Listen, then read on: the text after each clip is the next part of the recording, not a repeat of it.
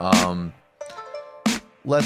play this one clip and then we'll go to Ben Burgess. But Chris Matthews is also not happy with much of the Democratic field, though he is, of course, simply unable to see the obvious path forward here.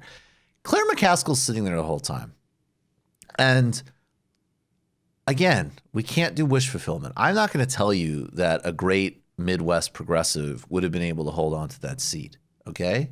That's a hypothetical. But what we do know for a fact is that she lost her seat.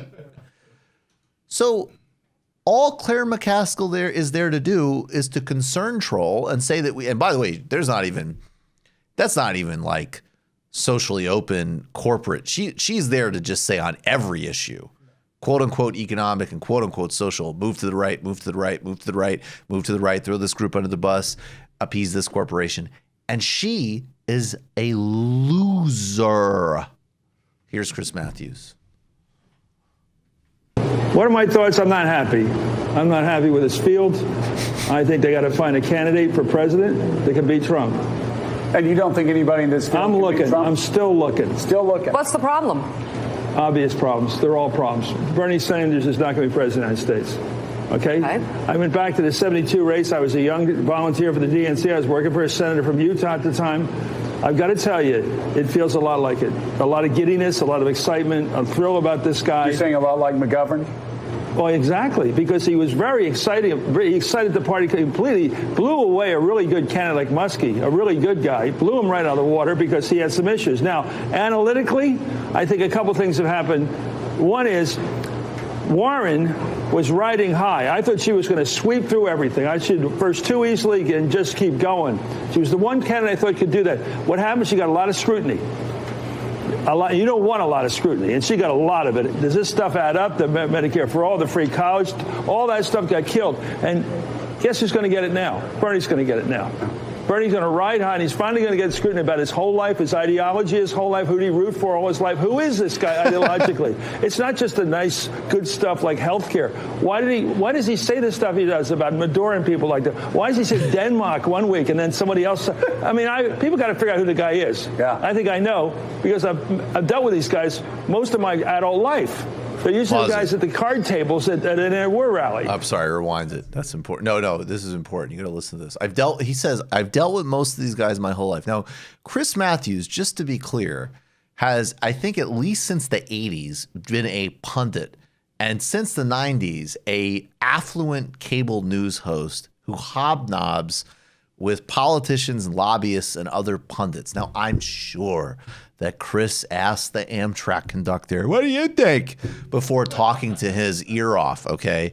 But look at who he's just going to say I've dealt with his entire life, by which I take to mean offended my sensibilities at the one anti-Vietnam War protest that I attended.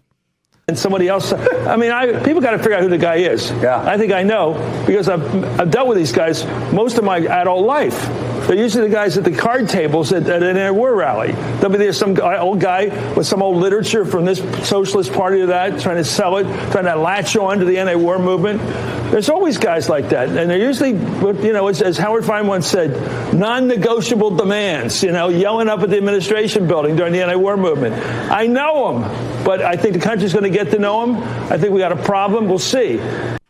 In 1971, I had a conversation with a retired beat cop, and he liked Ed Muskie, and he liked Franco, actually. A lot of people don't like Franco, but a lot of people admired Franco. You can think what you think one way or another. We got to ask where people are standing. And I got to tell you, this beat cop, who I met in 1971, I think he died many years ago, he would not vote for Bernie Sanders. And the Democratic Party needs to ask itself, will Chris Matthews' imaginary friends vote for Bernie Sanders? That's the fundamental question. I mean, I enjoy Chris because he's so just like robustly delusional and full of shit. He's at least like a actual recognizable character versus so many of the other sociopaths and twerps that he can feel around. Emotions about it too. He certainly can feel emotions about it. But I mean, do you see what's happening there? Okay. 1972, the McGovern coalition is basically built entirely on counterculture and small liberal anti-war resistance. It is totally alienated from the labor movement, right? Even that being said, the demographics that McGovern relied on grew and grew and grew to the point where Jesse Jackson, and we should be talking, forget McGovern, look at what Jesse Jackson ran an incredible campaign for the White House in 1988 with the Rainbow Coalition that united inner cities, rural America on a clear message against inequality, against Reaganism, and against all forms of bigotry and racism. And a major reason he was able to do that, part of it, I mean, look, you can never rely on demographics alone. There was the ideological call, there was the articulation, there was the tenacity and the strength of organizing. It was just an incredibly impressive and important campaign. Listen to the illicit history and watch the illicit history we did with Bill Fletcher Jr.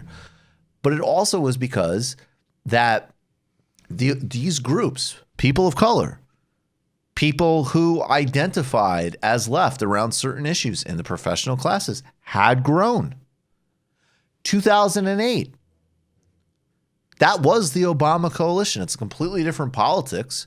And by the way, not Chris Matthews. Chris Matthews was, having thrills up his leg about Obama, but plenty of other people compared Obama to McGovern. And they said Obama was a socialist and were quite forthright in their racism. I mean, Hillary Clinton's 2008 campaign is a direct predecessor of Donald Trump 2016. And for people who find that hyperbolic, look up the Mark Penn un-American, non-American memo about Barack Obama. And I say a predecessor, it wasn't the same thing. But if you want to talk about dog whistles, and by the way, you want to actually talk about someone who actually did what these fucking people lie about Bernie Sanders doing every day, Hillary Clinton did that in a race that had no discernible ideological difference. She brought in rhetoric about the quote unquote white working class. She talked about MLK and Bobby Kennedy getting assassinated. She had a strategist that said, I think it was maybe in 2040, but not today.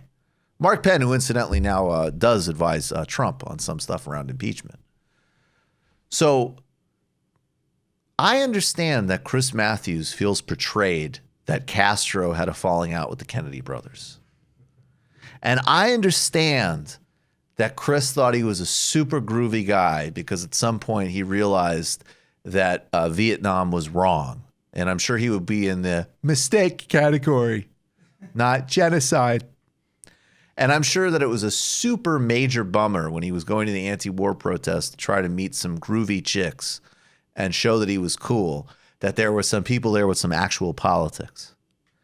And I'm also aware that Chris has built an enormously successful career by basically saying the same thing for decades. But I have some tough news for you. One, I have imaginary friends too, and they all tell me they like Bernie. And two, if Bobby Kennedy was alive today, he would be part of the Bernie Sanders coalition. So go fuck yourself. You just watched a Michael Brooks show video. Subscribe to get them all. Why wouldn't you? Don't be foolish. Click subscribe below and become a patron as well. Patreon.com/TMBS. Thanks, everybody.